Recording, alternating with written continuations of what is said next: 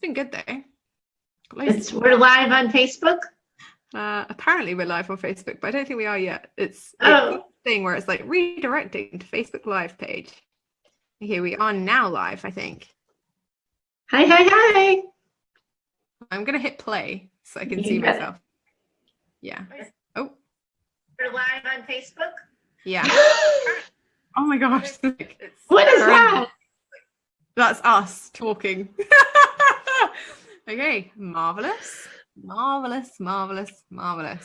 Okay, perfect. Well, we are live, so there we go. We are rocking and rolling the old live stream. I've just realised that my phone is about to die of battery, so I may just need to go and get another page up so I can look at comments. There we go. Give me 1 second. Okay, so guys, we're coming in just to talk to you about feedback today, which I'm very excited about. Yay! We've got Sue's here. Awesome. Excited. So today, can you hear me? Can I hear you? Yeah, I can hear you. I can hear you. No, I just meant, can you hear me like reverberating? I'm like, I can hear myself somewhere else, but I don't know where I am. No. Like, there's two of me. Okay, so me and Heather had actually scheduled this live before, ironically, before I had my complete crying jag earlier. So actually it was a really, really good timing to do this video and to do this live, because we're talking about feedback and how to take feedback and how to receive feedback. And obviously today I was given feedback, and it was hard work, stung. For those of you that haven't seen me wipe snot on my hand, please don't miss that. Right, please don't miss out, because I wouldn't want to deprive you of the opportunity to see my most graceless moment. P.S. I am now wearing jeans, not my leggings that I had to wipe that on. So yeah, that's what we're talking about today. So let us know that you're here. Give us a hi. We've got Suze. We've got about 6 people apparently, but we're doing this from Zoom. So it's a bit of a tricky one. I'm kind of watching it on the background as well. We've got Claire, we've got Suze. Claire has seen me 3 times live today. Lucky Claire. Hi, Claire. That's not. So yeah, this is a juicy topic for me, because feedback. This morning, I would have actually said I'm really good at taking feedback. After this morning, I'm like, I need to do some work on this, a little bit of work. So perhaps we start there. Yeah. Yeah, well, I thought maybe too we could just start with a little bit of the context that we came up with this idea. There's 2 things that kind of happened back to back. Last week, I started a conversation in the group around feedback and showing up and telling people critical information in a public setting. And we had a large conversation about it. And one of the things I said is, I think it's one thing to say to do it, but if we don't teach people how to do it, I think we're going to be setting people up for failure, and they're not going to have successful conversations. And then ironically, your pre-recorded podcast got released on Monday about feedback as well, and talking about the importance of creating public accountability, saying things out loud. And if we're going to be a community that acts in integrity, I do think it's about giving feedback and receiving feedback with integrity and with sort of, clarity and good intent and purpose. And then you received feedback this morning from your coach. So it just kind of all piled on, and I thought it would be a good opportunity to just jump in with you and talk to you about it. And yeah, I think it would be a great idea for you to start with how it went for you this morning. Yeah. So now that I'm not crying, good work. Feedback is always something, and I've been exposed to feedback because I came from the corporate world. And I think this is something that's really important for me to kind of say, is that I've been in the corporate world and I've come from a space where feedback is a really natural part of life, and where consistently you've been given feedback. And they used to have this model, which I still use, called the shit sandwich. Right, where they would, and if anyone else has been in that kind of situation, right, you've walked into the room and they've gone, so Jess, there are some things this quarter you did really well, and they give you some good things, and then they go, and there are some things that you did really badly, and they give you the shit, and then they go to end it on a high, and there are some other good things too. Here you go. So you end up feeling actually quite good about the feedback and about how it's presented to you, and you feel like it's constructive and it's positive, and actually it's really, really helpful. So for me, pre this morning, I would have been like, actually, I'm really good at accepting constructive feedback. And, you know, I know how to frame feedback so that it feels good for other people. And so that it's constructive rather than damaging. And I realized this morning, actually, that, you know, one of the reasons that I was so upset was not because of the feedback I was given. You know, it wasn't because of the feedback. You know, anyone could have said it to me and I'd have still been just as upset.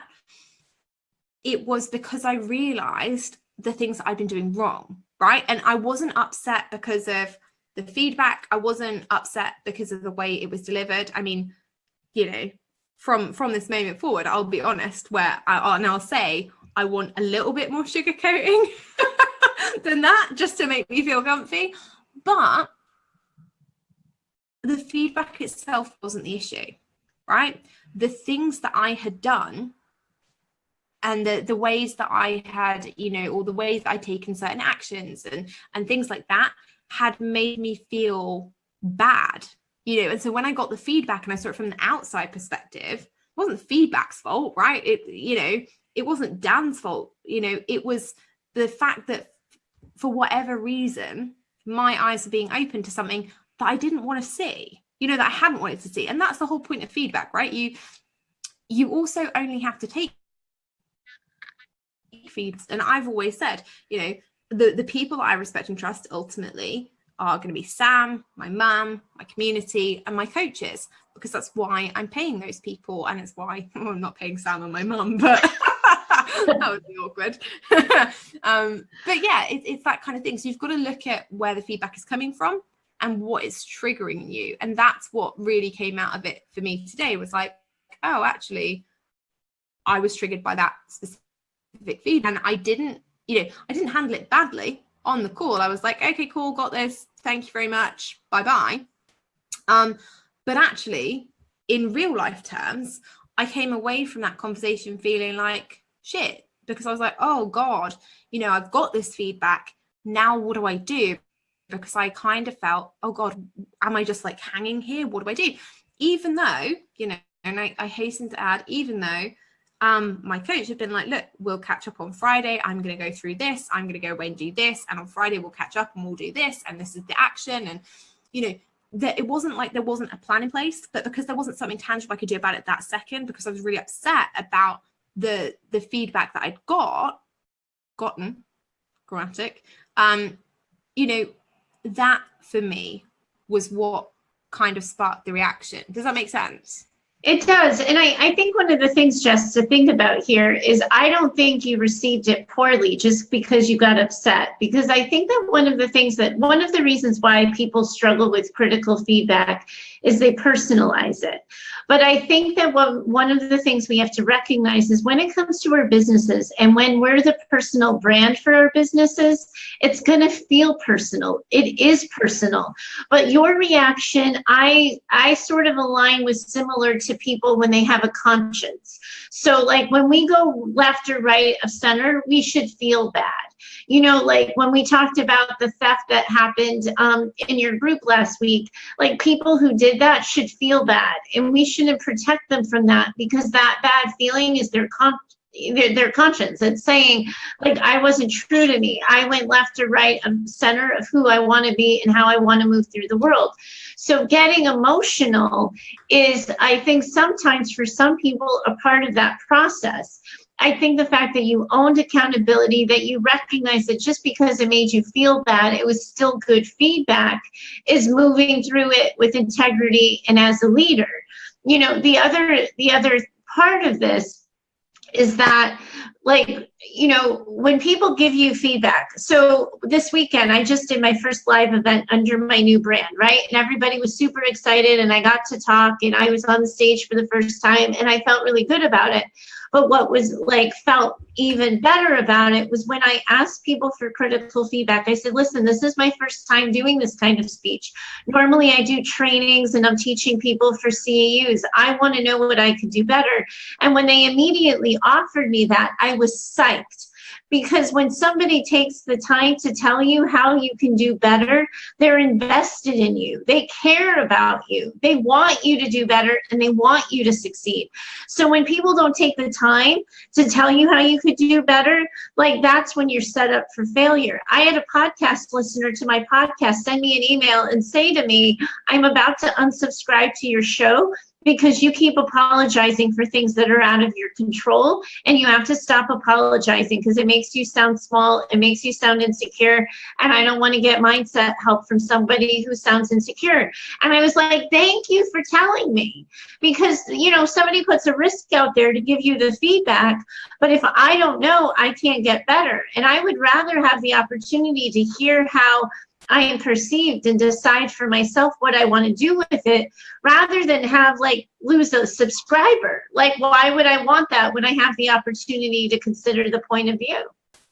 Yeah, I really agree. And I think I love feedback. I was literally just saying this in the Dotties, because the last thing that I've ever wanted to be is on a pedestal, and it's really hard, especially in the online space, where I'm good at business, I'm good at what I do, and I will own the fact that when it comes to sales, I'm phenomenal at what I do. But also there are areas that I can work on. It's one of the reasons that I took coaching certifications, to become a better coach, right? I didn't just wake up and be like, oh cool, I can just tell people what to do, right? Because I wanted feedback. I wanted somebody to say, Jess, you're an okay coach now, but if you do these things, you'll become the best coach that you can be. Because ultimately, the feedback that I get makes me better for my clients, and that gets them better results, and ultimately makes me a better human being. If you're actually like us, then it's not nice, and feedback is a good thing. It's a bit like rejection in a way. People get worried about getting a no on a sales call, and I get that a lot. People go, oh, it'd be really horrible if I get a no. And I'm like, it's not a no, it's just a not right now. You're not right for me right now, and that's fine, right? That's okay. And it's the same as feedback. If it's coming from an invalid source, right? So if it's coming from somebody that you don't respect, you don't have time for, that isn't actually relevant or hasn't been asked for your feedback or whatever, and you think, ugh, that's just kind of trolling and whatever, you don't have to accept the feedback. You can be like, okay, cool, that's what you think, and I'm just going to park it, right? If it is coming from somebody that you respect and you admire, then you think about it, even though it is hard sometimes, you have to come at it from a place of, if this person likes and respects me as much as I like and respect them, I'm happy to try and work out what was underneath there. And sometimes you've got to feel the feels first, and you've got to come at it later when you're cold. But ultimately, people don't come out to give you feedback because they just want to be mean to you. Not generally. Some people are just assholes and will. But generally speaking, most people are pretty nice. And if they are giving you feedback, it's because they respect you. They want you to be the best you can be. And I think that part of it is when we talked about the surrounding ourselves with the top 5 people, that we're the sum of those people. We get to pick and choose who we're going to accept feedback from. And as open and as vulnerable as we're willing to be is as open and capable as we are of learning. So if we decide only 1 or 2 people's opinion matter and nobody else, then we're only going to grow based on the perspective of those 2 people. But if we're willing to hear several points of view and then decide what's in line with us, we can move forward accordingly. I think the real struggle is sometimes, particularly in the group settings, is the giving feedback. Because and you talked about this in the online space. So my corporate experience is very similar to yours, where I worked for 8 years in a residential agency serving children and families. And when I was a line staff at the bottom on day 1, and when I was a program director at the end of year 10, I was observed once a week for 20 minutes, and I was given the shit sandwich. I was given the thing I did well, the thing I needed to work on, and then something else to think about. But I really believe that getting that feedback on a weekly basis is what got me from line staff to program director. That if we don't get feedback, if we don't look to our mentors for how we can do better, we're never going to grow. The first thing I did, I spoke at the live event for Jill and Josh of Screw the 9 to 5. I emailed both of them and said, like, listen, thanks so much for your praise. I really want to know what I can do better here. And immediately sought it because I know I want to do it again. And I know that I got good feedback, but I also don't have any story about myself that I can't get better, that I can't bring more clear, direct, organized, effective, efficient takeaways for people. And I did learn how I could have done that better. So it was really exciting. But in the online space, I think what happens is we're supposed to kumbaya everybody. We're supposed to give all the hearts, all the likes, all the flowers, all the you can do this, go get them, you got this. And we do this in this group environment where what ends up happening is we support and praise publicly and then tell people off to the side what they can do better. The risk in doing that is that the lesson isn't learned publicly, the group doesn't grow and get better, and the people who are watching the group get an unbalanced perspective of what the journey looks like, because it just looks like Heather's constantly told she's awesome, but off to the side, people are telling her how she could get her podcast better, how she could speak better, and nobody sees those conversations. So the story gets created that it's really one-sided, and that success comes easy. And that's how I think when Dan was talking to you saying, I think people think you have this perfect life, it's because everybody loves on you publicly, but then when they have an issue with you, they do it privately. But if we're talking about this in the scheme of Facebook groups, we're talking about a group and we're talking about a community. We have to figure out how to have that conversation with somebody so that it is public and everybody can learn. And now the first step to that, if we're gonna break it down, right, is that we have to think about what is our intent and what do we want the takeaway to be? Because if we just talk off the cuff, but we're not clear on why we're saying something to somebody, we're risking going on a rant. And rants are fun and entertaining, but rants only speak to the choir. You don't teach or change a mind with a rant. You're only talking to the people who already agree with you and already like you. So the example of last week when I talked about people who were bystanders, I knew that I wanted to speak to the people who saw the thefts happen and stayed in contact with the people who had done the stealing. I knew that that's who I was talking to. I also knew that I wasn't trying to change the mind of anybody who had done the theft or people who had opted to stay friends with these people. I was looking, first of all, so that my silence wasn't perceived as acceptance. So that was one goal. And then the second was to show the other people, the lurkers, the people who weren't actually active or participatory, that somebody speaking up and somebody saying something. Those are the people I was engaging with. Those are the people I was giving feedback to. I wasn't trying to get the thief to change their mind. Does that make sense? I was crystal clear on my message. And then that way, when you do get the response or you get the denial or you get the accusation back, and a ton of people messaged me and had all kinds of accusing, sort of things about my intent and desire. I didn't personalize it because I knew what I was going after. I knew why I said what I said. And I knew what my goal was with that. And I think that that's step one. And step two is recognizing that wherever we are on our journey, we get to have a perspective. And I think sometimes people don't give feedback because they think they're too new to it. And they think that they don't have anything to offer. So I think that that's the second part too, is to recognize that when you have something to say, you empower yourself to say it. You're changing your story about yourself. Yeah, I think it's really interesting. Joyce has just put in that giving and receiving feedback is kind of tough, especially when you don't really know the person. And I agree, and this is where it comes down for me to, and this is where I draw the line. I'm like, do I know, like, and respect this person enough to give them feedback? Because for me, feedback is a valuable thing. Because I view it as something that's valuable, I don't want to waste it on people that I don't, have any kind of feeling towards, or that, you know, actually I think, oh, my feedback is just going to go on deaf ears. I don't want to waste my feedback on people that aren't going to use it ultimately, right? And I also am not a fan of massively unsolicited feedback either. You know, I know that when people have come to me in my business, if I'm honest, and I haven't, you know, they haven't been part of my community, or I haven't hired them specifically to help me. You know, when I've had random people on the internet rock up and go, oh, I think you should do this or whatever, I'm like, that's great that you think that. I'm not interested.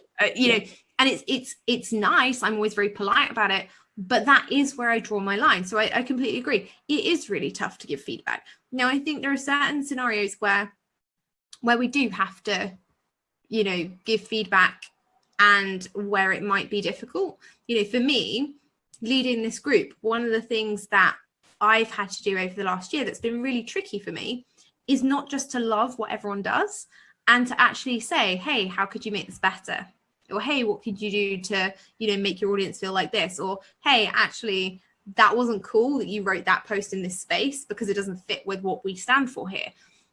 That's been something that's been really, really challenging for me. You know, as the leader of the group, it's something that's necessary for me to do, because ultimately the buck stops with me when it comes down to how we go and how we become a tighter community in here and that kind of stuff. And so there are things that I have to give feedback on, whether or not it's unsolicited, to make sure that the culture of the community stays the same, and to make sure that I protect the community that we've built in here, and to make sure that people feel safe in here and that kind of thing. You know, also sometimes it's really useful. You know, if you've seen someone online and you've been following them for a little while, and you see their posts and you see their posts in groups and they're not getting traction, sometimes it's really handy to say to that person, not necessarily publicly, right? Because let's face it, giving feedback publicly is hard, and also receiving feedback publicly can be tough. But reaching out to that person and being like, hey, I keep seeing you online, you're trying really hard, I noticed your post isn't getting any traction, have you thought about maybe doing this? Can be really, really helpful. And it's like a lifeline to that person, because they don't know where they're going wrong, because nobody's reaching out to tell them. You know, personally, if you ever have any feedback on me you want to give me, do it publicly. Like, I'm all for that, you know, not a problem. As long as it's constructive, I'll always listen. You know, and that's the key thing when you're giving that feedback. You know, it's got to come from a place of, I like this person, I respect them, and I genuinely feel like doing XYZ could really benefit them, rather than this person is a competitor or I don't like this person, and this is coming from a place of maliciousness, which I don't think would happen in this group. People aren't that way inclined in here. But those are the times I would avoid feedback. Right. And I think there's two ways that I do this. One of the ways that I do it is sometimes I'll just ask and say, can I jump in on this? Or I'll try to prepare the person to be open to hearing critical feedback. And then the other piece that I do sometimes, and I do this actually in my live videos when I'm doing trainings, particularly with people who are interviewing me because they don't know what's about to come out of my mouth. And I'm like, oh God, I'm about to lay a truth bomb in somebody else's group. So I'll do something like, so take a deep breath, or just hang tight. I'm about to say something that could sting. I prepare people. And then the third part is, I think it's good that we communicate our intent rather than just hoping the person understands. So for example, recently in a Facebook group, not yours, I said on a public forum that somebody shouldn't be a business coach because they hadn't ever run a business before, and B, didn't have any experience building businesses online. And I didn't give that feedback privately, because I had a feeling that person was still going to be trying to run a business anyway, wouldn't be open to my feedback. I gave the feedback publicly because I needed the audience to hear that if you're going to advertise yourself as a business coach, you damn well better have some business experience. And that's where I stand in integrity. So I did give it publicly, but I said, hey, I'm about to say something that's going to be hard to hear. Whether or not you hear it is going to be up to you. But my intent is to maintain the integrity of the space, to not have coaches be looked down upon and made fun of and have an eye roll every time somebody mentions that I'm an online coach, because we're dumbing down the industry. So I said publicly, and I didn't expect to change the person's mind, but I did expect to impact the audience of the other people who were listening and participating. And I was also looking to take a stand on integrity. Now, when somebody does one of those pitches, like kind of pitchy posts, or kind of like does something that isn't really going to get them a lot of fans, I think sometimes it's okay to navigate that either individually or publicly. But sometimes if we simply say, can we talk about this publicly so everyone can learn? Because that's what we're all here for. We're in your group just to learn sales strategies.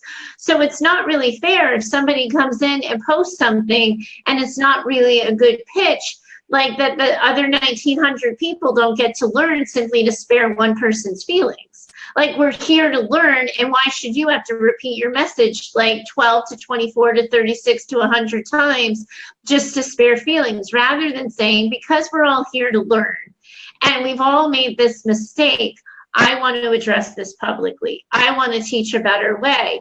I loved your pitch contest that you did last week, because that was that nobody felt bad about it.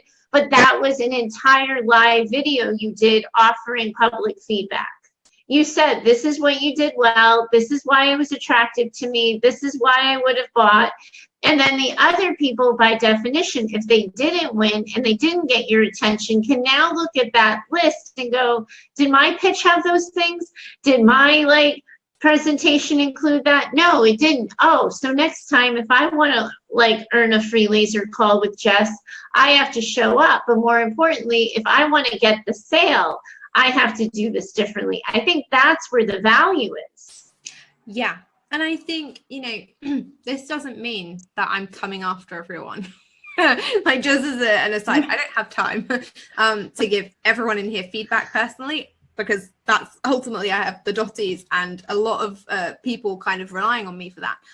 But as and when I can, I absolutely will. And things like the pitch contest, I think, are really valuable, because for me, it was really great to see so many pitches, and the fact that nobody minded being, given the feedback. The one thing that was really interesting was that, we did the live, and I said, if you want personal feedback next time we do one, if you want feedback on what I thought of it, I'm happy to give it to you. Just let me know in the post. And so many people were like, yeah, I really want feedback. And that was really nice, because there aren't that many places on the internet where I see that people want honest feedback. Now, I think, again, that comes down to the way it's going to be delivered. I never ever think that feedback should be cruel. And, so yes, if you post in a public forum and you ask me for my feedback publicly, I'm going to give it to you publicly, right? If one of my clients comes to me and says, oh, Jess, what do you think of this landing page? I'm obviously not going to, kind of go into a group and make my way into a group and be like, hey, and pull it apart in front of them, because that's not okay.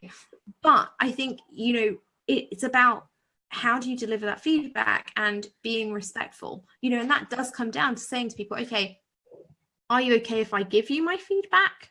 Ask for the permission, because ultimately, if someone doesn't want my feedback, I'm fine with that. It saves me the typing, that's good. But also, then at least it's okay for that person to accept that whatever's coming may not be exactly what they want to hear, but it is something that's said with compassion and that's going to be constructive. Yes. And that's the thing. The other thing is, don't pussyfoot around the situation, right? If something needs feedback, just give it the feedback. I appreciate it when people come to me and go, Jess, I really like this live because you did this, or I didn't like this because you did this. It stings initially. The thing is, though, there's no good way of delivering bad news. My mum used to say this to me all the time. She's like, doesn't matter, and I remember one day I came home from school, my hamster had died. No, there I was on the bus, tootling home. It's all great. And I get to the bus stop And my mum's like, there's some bad news. And I'm like, okay. And you can tell that she's going in for your hamster's gone to the pet garden in the sky kind of thing. And my dad's like, George is dead. Like, bald. And I remember being like horrified at, I was at the bus stop and I was like crying. Okay, I was about like 7 years old. Okay, but this has scarred me for life, obviously. But my mum has always, she laughed at the time, kind of in awkward, like, oh my God, why would you say that? But also afterwards, she was like, look, there was no good way for us to tell you that. It was always going to be bad news, however we phrased it. And so, whilst there is a degree of that I absolutely accept, rip the Band-Aid off, say the thing, get it done, do it in a way that's respectful. And if it's something that should be done in a public forum, because you think, actually, I'll ask this person publicly if they don't mind the feedback and, happy to give it to them, great.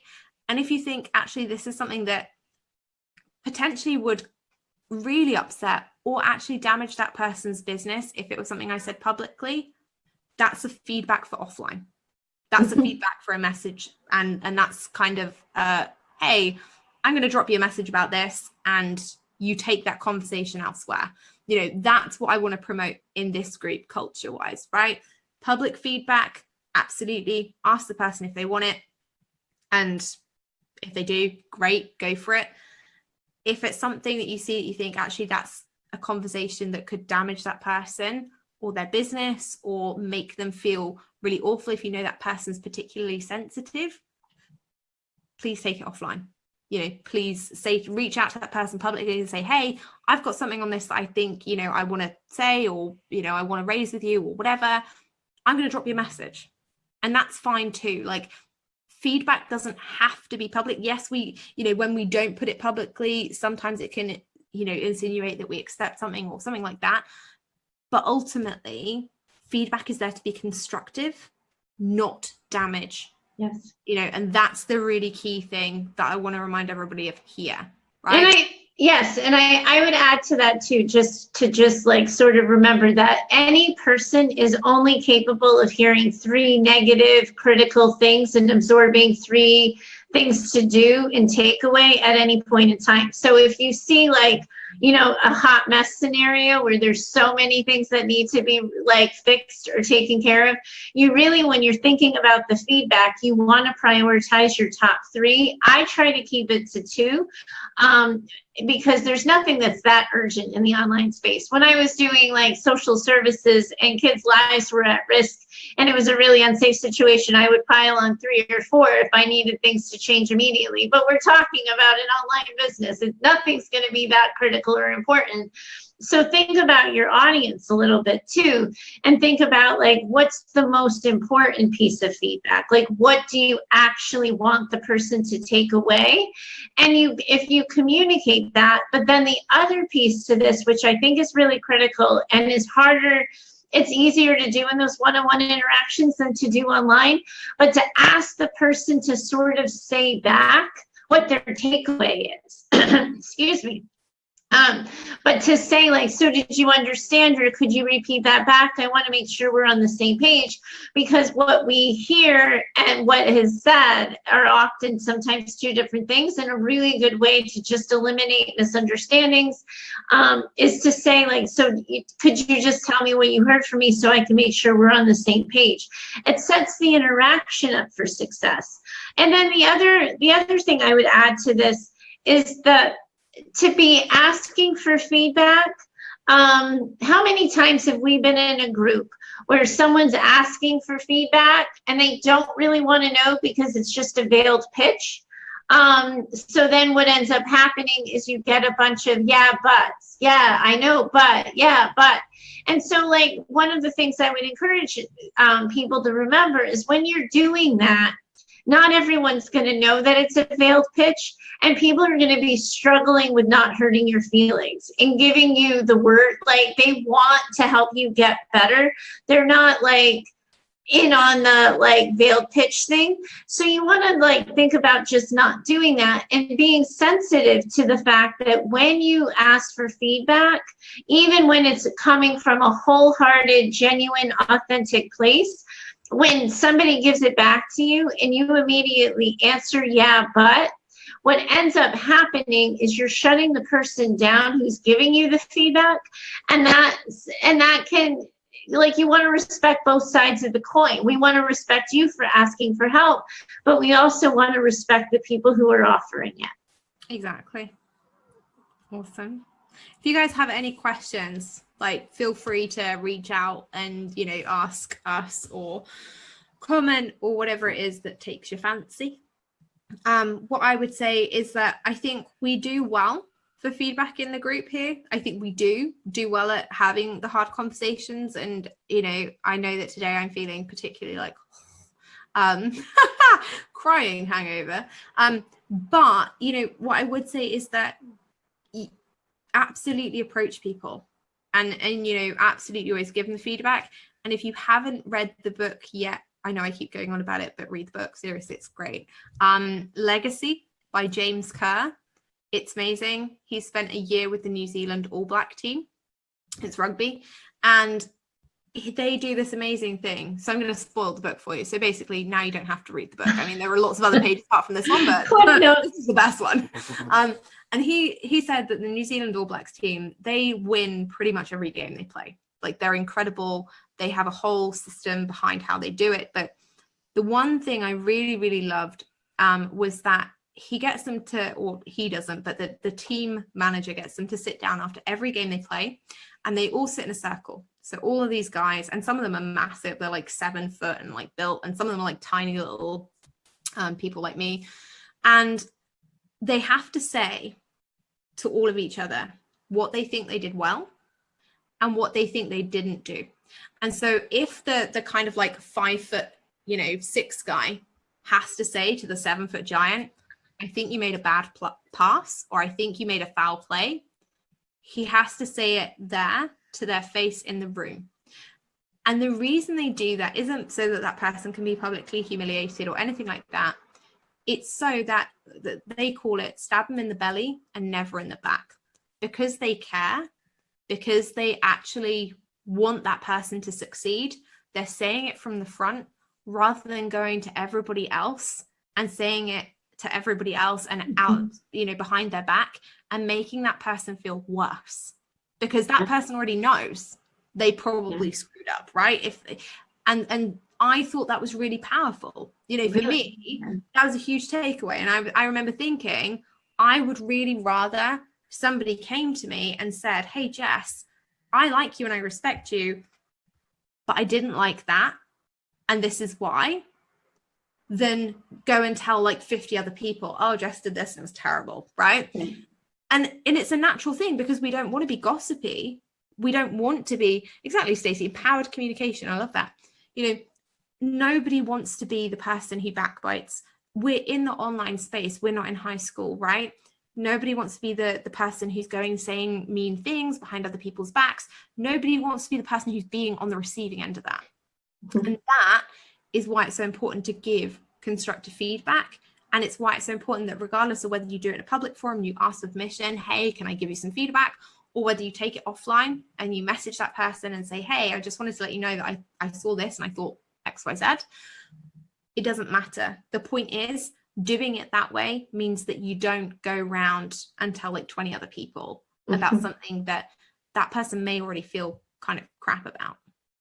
And I think one of the things too that we have to remember, because the online space so much focuses on support, and that sometimes we go into groups to share feedback we've received, like kind of like you did today. I was just like, oh God, like wouldn't want to be Dan today. He kind of got beaten up, right? It's this idea that like we don't always do people a service by immediately negating the feedback. That sometimes we just have to bear witness to someone's learning process, because like I was sharing with somebody, they're like, oh, did Jill and Josh tell you what they thought? And I was like, oh my God, I got so much like really great feedback. And they're like, oh, like the person immediately was like, oh no, you were fine. I was like, no, don't take away my learning lesson. But sometimes Like when we so quickly try to just rush to make people feel better and tell them that the feedback isn't true, we miss out on the lesson. What I try to do, and I know that, like, I'm thinking specifically, Jess, and I'll keep it, you know, I don't need to be passive with the audience, but it was a private conversation. I want to keep it private. I know you were giving feedback, and I like said to you out loud, I disagree with this person. Like, I think you're misunderstood. I think you're misperceived. I don't think that this person has it right. This is what I think. I didn't like, and I disagreed and said, like, so now you have 2 points of view from 2 people you respect, and you're going to have to decide which version of you makes the most sense. But today your feelings were hurt because, you know, like you said, it was the Band-Aid wasn't like, it was just ripped off. You were laid bare. You were unprepared. Like some of the steps we talked about weren't followed. So you got sucker punched. But the piece, it was accurate. It was good feedback that you have to kind of figure out now that I'm sitting with it. Once I recover from the crying hangover and feeling all the feels, who do I want to be? We have to be careful just because it made you cry, not to immediately negate it. Because there could be a grain of truth. And we could end up saying, I really don't like the delivery, but there might be something for you to sit on here. There might be a valuable takeaway. And that, I think, is the other, like, that's how to support people as they're learning, is to bear witness and to say, like, this is going to be hard to sit with, but when you get to the other side, holy smokes, your group is going to kick butt. Exactly. And that's the thing. Feedback, it will make it better, you know. It'll hurt, but it will make it better. And that's the way I take it, you know. So there we go, my loves. We haven't got any questions, which is good, because I'm like, people are obviously like, I'm thinking about this now. Yeah. Thinking about all that feedback I can go and give Jess. Yeah. Like, we're gonna have to get her feedback, all right? But tomorrow I'll be good. Yeah. If you do have questions, reach out, you know, comment on the thread. Me and Heather, you know, will be around. So please let us know what you think. You know, I know that there are lots of people in here who, you know, have been on the same kind of wavelength recently. So if you have questions, if you want to ask anything, if you need anything from us, let us know. And I will be back in here tomorrow. Yay. Doing some trainings, got some new stuff coming. Whoop, whoop, whoop. And yeah, we will be around. So we will see you soon. Bye.